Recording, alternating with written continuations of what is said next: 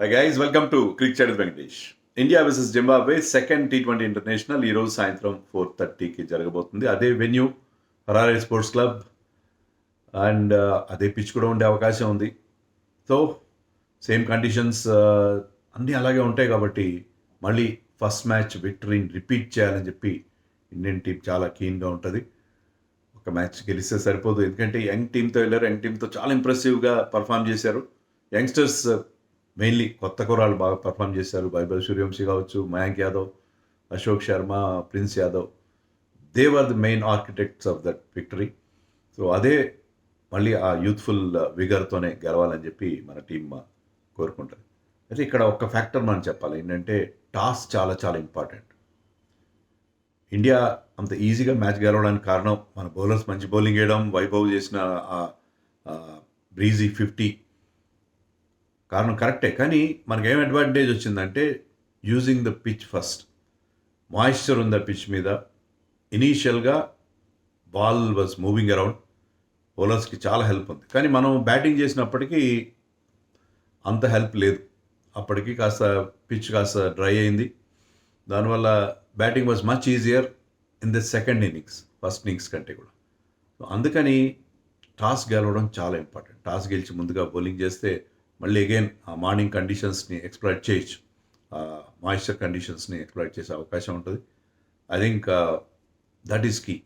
And Shreyas Iyer వరుసగా మ్యాచ్లు ఓడిపోయి ఉండొచ్చు. మొదటి 7 మ్యాచ్లు ఓడిపోయి ఉండొచ్చు అతను. కానీ he has bin winnowing all the టాసెస్. ఇప్పటివరకు 8 మ్యాచ్లు అతని క్యాప్టెన్సీలో ఇంటర్నేషనల్ లెవెల్లో ఆడితే 8 టాస్లు గెలిచాడు. 9 టాస్లు గెలిస్తే అతనికి వరల్డ్ రికార్డ్ అవుతుంది. వ్యాలీ హ్యామండ్ అంటే ఎప్పుడో మేము కూడా వినలేదు అతని గురించి. చాలా ఓల్డ్ క్యాప్టెన్ ఆఫ్ ఇంగ్లాండ్. అతని రికార్డ్ని ఓవర్టేక్ చేస్తాడు. 9 వరుస నెంబర్ ఆఫ్ మ్యాచెస్లో వరుస మ్యాచెస్లో టాస్ గెలవడం ఇంటర్నేషనల్ లెవెల్లో. సో ఆ టాస్ విన్నింగ్ ఆ లక్ అతను కంటిన్యూ అయితే అది ఇండియాకి హెల్ప్ చేస్తుంది. కానీ ఒకవేళ నన్ను అడిగితే టాస్ ఓడిపోయి మరి ఆ ఫస్ట్ వైభవ్ ఎలా ఆడతాడు ఆ టఫ్ కండిషన్స్లో, పిచ్ బౌలర్స్కి హెల్ప్ చేసిన కండిషన్స్లో అనేది చూడాలని ఉంది నాకు. Zimbabwe is not a very strong opposition, but మనం ఒకటి గుర్తుపెట్టుకోవాలి, blessing ముజర్బానీ bowled the first 2 overs very well. First 2 overs పెద్ద రన్స్ ఇవ్వలేదు. థర్డ్ ఓవర్ ఇచ్చేసరికి థర్డ్ ఓవర్లో వైభవ్ అతని మీద విరుచుకుపడ్డాడు. 2 4 6 కొట్టాడు. బట్ ఫస్ట్ 2 overs అభిషేక్ని కానీ వైభవ్ని కానీ రన్స్ చేయనివ్వలేదు. అతను ఎక్స్ట్రా హైట్ 6'8" అతని హైట్. ఆ హైట్తో ఆ మౌన్సీ పిచ్ మీద అతను చాలా బాగా బౌలింగ్ వేశాడు. So he's a danger. Ngarava కూడా మంచి ఎక్స్పీరియన్స్ ఉంది. Is also tall, not as tall as Muzarabani, but tall and is also very very experience bowler.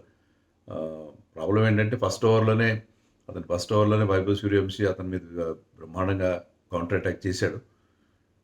But these bowlers are dangerous. And వాళ్ళ captain Sikandar Raza జిత్తుల మారి bowler. చాలా చాలా tricks ఉన్నాయి అతని దగ్గర. అలాగే బ్యాట్స్మెన్గా కూడా అతను చాలా చాలా experienced player, 40 years old, and we know his ability. ఎప్పుడు కంట్రిబ్యూట్ చేస్తాడు టీం విక్టరీకి. అందుకే అతను ఆ టీంకి కంటిన్యూస్గా కెప్టెన్గా ఉన్నాడు. And is a very good competitor. So ఆ టీంని అంత తక్కువగా మనం అంచనా వేయడానికి వీల్లేదు. People like Ryan Burl, Brian Bennett already మనం చూసాం. వాళ్ళ వికెట్ కీపర్ బ్యాట్స్మెన్ ఎంత మంచి బ్యాటింగ్, మర్బానీ ఎంత మంచి బ్యాటింగ్ చేశాడు చూసాం మనం. అతను యాక్చువల్గా ఓపెనింగ్ బ్యాటర్, బట్ కొత్తగా వచ్చిన కరణ్ ఓపెన్ చేస్తున్నాడు కాబట్టి ఈ వెంట్ బ్యాక్. చాలా లేట్గా బ్యాటింగ్ చేశాడు. ఒక ఫినిషర్గా యూజ్ చేసుకున్నారు అతను. ఆ రోల్లో కూడా అతను చాలా బాగా బ్రహ్మాండంగా పర్ఫామ్ చేశాడు. ఎందుకంటే గతంలో ఎప్పుడు అతను ఇంటర్నేషనల్ లెవెల్లో నెంబర్ 3 కంటే లోయర్ లెవెల్లో ఎప్పుడు బ్యాటింగ్ చేయలేదు. బట్ ఐ థింక్ ఈ batted number 7 or 6. So but still ఈ ఎక్సెల్డ్. మంచి నాక్ అండ్ గుడ్ పార్ట్నర్షిప్ అతని నుంచి మనం చూసాం. అదవేరే అతని మధ్య మంచి పార్ట్నర్షిప్ చూసాం. సో మనం వాళ్ళని రెస్ట్రిక్ట్ చేసినా వాళ్ళు ఒక 50 runs పార్ట్నర్షిప్ చేశారు. They fought back well. So జింబాబ్వేని అంత తక్కువగా అంచనా వేయాల్సిన అవసరం ఏమాత్రం లేదు. బట్ టాస్ గెలిస్తే వాళ్ళు they will have definite advantage. Toss ఓడిపోతే కష్టం, ఎందుకంటే వాళ్ళ బ్యాటింగ్లో అంత బలం లేదు. మన బౌలర్స్ ఆర్ వెరీ గుడ్. ముఖ్యంగా Mayank Yadav bowled and exceedingly good spell. ఎందుకంటే అతని దగ్గర ఆ పేస్తో పాటు యాక్యురసీ ఉంది, ఇట్ ఇంటెలిజెంట్. అతన్ని బౌండరీలు కొట్టడం అంత ఈజీగా కనబడట్లేదు. ఇదే మ్యాచ్ కాదు నేను చెప్పేది. అంతకుముందు అతను ఆడిన 3 మ్యాచ్లు, ఇండియాకి ఆడిన మ్యాచ్లు కానీ, ఐపీఎల్లో కానీ because is very accurate and always ask questions. పేస్‌తో పాటు అతనికి ఆ లైన్ అండ్ లెంత్ మీద కూడా ఫుల్ కంట్రోల్. అది చాలా డేంజరస్ కాంబినేషన్. ఇప్పుడు మనం వైభవ్ గురించి మాట్లాడుతున్నాం. ఈజ్ ఎన్ ఎక్స్ ఫ్యాక్టర్ మనకి భవిష్యత్తులో చాలా చాలా పెద్ద తురుపుముక్క అవుతాడని చెప్పి. దిస్ ఫెలో మయాంక్ యాదవ్ కూడా ఫిట్‌గా ఉంటే అతనికి ఉన్న ప్రాబ్లమ్ ఏంటంటే ఫిట్‌నెస్. అతను గనక ప్రాపర్‌గా అతను వర్క్ లోడ్ మేనేజ్ చేస్తూ ప్రాపర్‌గా మనం హ్యాండిల్ చేస్తే he could be an X factor for us in bowling also. Bumrah I'm looking forward seeing Bumrah and Mayank Yadav bowl together in a T20 match. చాలా చాలా వన్ డే గురించి అప్పుడే మనం మాట్లాడొద్దు. ఎందుకంటే అతను మన ఫిట్‌నెస్‌తో మరి వన్ డేస్ ఆడగలడా 10 ఓవర్లు అనేది మనం చూడాలి. We have to wait. Going forward we have to handle him very very carefully. But he is a serious talent Mayank Yadav. అతను గనక ఫిట్‌గా ఉంటే మనకి చాలా చాలా మంచి మ్యాచ్ విన్నర్ అయ్యే బౌలర్ అతను. ఎందుకంటే ఆ పేస్ ఉంది. 150 can clock 150 and at the same time he can be very very intelligent with his variations and all. Variations అంటే పెద్ద స్లోయర్ బాల్స్ వేస్తారు. స్లోయర్ బాల్స్ అవసరం లేదు. Is a pacer. He has to bowl fast and bowl in the right areas. అదే అతను చేస్తున్నది. Prince Yadav is అతనికి ఉన్న బౌల్ అంతా is not a one trick pony. అతని దగ్గర బౌల్ అండ్ ట్రిక్స్ ఉన్నాయి. You can bowl surprise bouncer, slower ball bouncer వేస్తాడు. తర్వాత yorker, he has got very good yorker and is accurate. So Prince Yadav and Mayank Yadav both are very good. Ashok Sharma also will come to the party. Last మ్యాచ్లో wicket రాలేదు, కానీ అతని దగ్గర ఆ liquid pace ఉంది and he can be dangerous as well. So మన ఈ ముగ్గురు చాలా చాలా ఇంప్రెసివ్గా అనిపిస్తున్నారు. అండ్ ఈవెన్ బిష్నోయ్ ఫస్ట్ మ్యాచ్లో చాలా ఇంప్రెసివ్గానే బౌలింగ్ చేశారు. After that nightmare in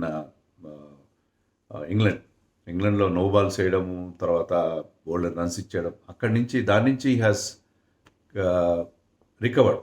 దాని నుంచి రికవర్ అయినట్టుగా ఉన్నాడు. చాలా మంచి బౌలింగ్ చేశాడు అతను. So I think India bowling even Shivam Dube ఆ 5th బౌలర్ స్లాట్లో అతను పర్ఫెక్ట్గా సెట్ అయ్యాడు.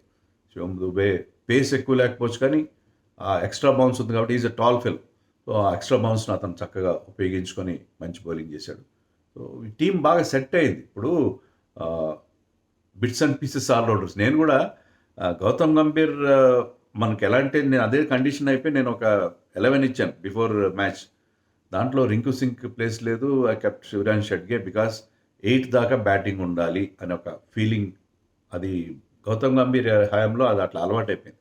కానీ ఇక్కడ ఉన్నది VVS Laxman, very very special Laxman. So Laxman ఏం చేశాడంటే 7 దాకా బ్యాటింగ్ చాలు మనకి. Should play 4 specialist bowlers and 1 allrounder.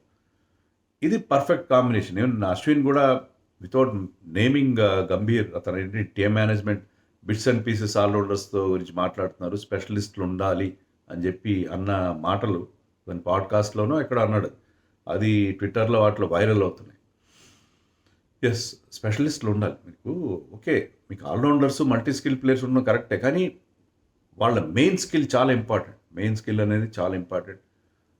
దాన్ని బేస్ చేసుకుని సెలెక్షన్ ఉండాలి. అప్పుడే మనకి ప్రాపర్ రిజల్ట్స్ వస్తాయి. అలా కాకుండా మీరు అందరూ ఆల్రౌండర్స్తో నింపేసి బౌలింగ్ని వీక్ చేస్తే బ్యాట్స్మెన్ ఒకవేళ మీకు అవతల టీం పెద్ద స్కోర్ చేస్తే మీకు 250 చేశారనుకోండి, మీకు ఎంత ఇంగ్లాండ్లో అదే కదా మన పరిస్థితి. మనం మీ ఎంత బాగా ఆడినా కూడా మీ బ్యాట్స్మెన్ ఎంత మంచి బ్యాటింగ్ చేసినా కూడా you will not be able to win the match. So ఇప్పుడు వీళ్ళ థింకింగ్ కరెక్ట్గా ఉంది. టీం కూడా సెట్ అయింది. I don't think there will be any changes. ఎలాంటి మార్పులు ఉంటాయని నేను అనుకోను. ఎందుకంటే పర్ఫెక్ట్గా సెట్ అయింది టీం. కోర్స్ ఇక్కడ గెలిస్తే నెక్స్ట్ మ్యాచ్లో మనకి కొత్త వాళ్ళకి ఏమైనా అవకాశం ఇచ్చే పరిస్థితి మనకు కనిపిస్తుంది. ప్రభ్ సిమ్రన్ లాంటి వాళ్ళకి ఛాన్స్ ఇవ్వచ్చు. Ishan Kishan has been playing all formats అంటే at least 2 formats regularly. So Ishan కిషన్కి పక్కన పెట్టి ప్రభ్ సిమ్రన్ ఇస్తే మనకి ఒక రైట్ హ్యాండర్ అయినా వస్తాడు నెంబర్ 3లో. అందరు లెఫ్ట్ హ్యాండ్. ఇప్పుడు 7 బ్యాట్స్మెన్తో మనం ఆడుతుంది. 7లో except Shreyas Iyer everybody is left hander. So ఇంతమంది లెఫ్ట్ హ్యాండర్స్ ఉన్నారు కాబట్టి జింబాబ్వే వాళ్ళు వాళ్ళ main and experienced spinner Wellington మస్కజ్ని ఆడించినట్టుగా ఉన్నారు. బట్ ఇప్పుడు వాళ్ళు ఆడించే అవకాశం ఉంది ఈ మ్యాచ్లో. ఎందుకంటే ఈజ్ లెఫ్ట్ ఆర్మ్ స్పిన్నర్. మరి అతన్ని ఏమన్నా న్యామ్ హ్యూరీ ప్లేస్లో ఆడిస్తారేమో చూడాలి. జింబాబ్వేలో ఉంటే అది ఒక్క మార్పు ఉండే అవకాశం ఉంది. బట్ ఒక ఎక్స్ట్రా పేసర్ ఉండడం బెటర్ అనుకుంటే they will continue with Nyamhuri. So almost both the teams same team ఆడే అవకాశం మనకి కనిపిస్తుంది. I think this match is important and interesting. ఎందుకంటే మీరు సెకండ్ మ్యాచ్లో కూడా వైభవ్ ఎలా ఆడతాడు అని అడిగితే టాస్ ఓడిపోతే బెటర్ అని అనుకుంటున్నాను. మ్యాచ్ గెలిచినా గెలవకపోయినా మనం టఫ్ కండిషన్స్లో మన బ్యాట్స్మెన్ ఏ విధంగా ఆడతారు అనేది మనం చూడాలి. కానీ ఫస్ట్ మ్యాచ్లో only Vaibhav played well, Ishan Kishan played 30 Abhishek Sharma didn't look impressive at all. So వాళ్ళు కూడా ఎలా ఆడతారు, ఎలా ఎలా హౌ దే పర్ఫామ్ అనేది కూడా మనం చూడాల్సిన అవసరం ఉంది. కాబట్టి I think I wish India should lose this toss and test themselves batting first. ఏమంటారు?